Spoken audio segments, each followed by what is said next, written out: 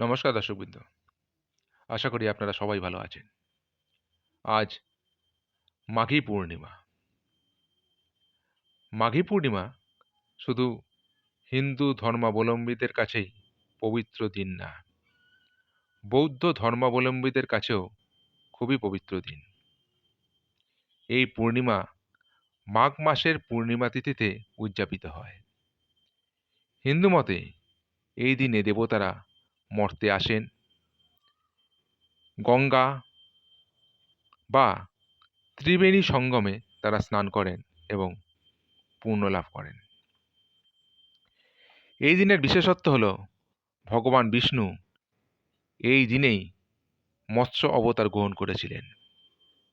আর বৌদ্ধ ধর্মাবলম্বীদের কাছে এই দিনটির মাহাত্ম্য হল, এই দিন গৌতম বুদ্ধ তার মৃত্যুর কথা অর্থাৎ পরিনির্বাণের কথা ঘোষণা করেছিলেন।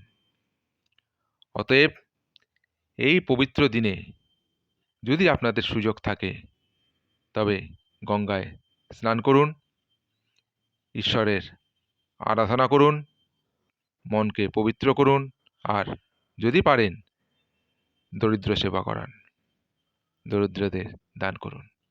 তবে আজ এই পর্যন্তই। পরের ভিডিওতে আবার কথা হবে। নমস্কার।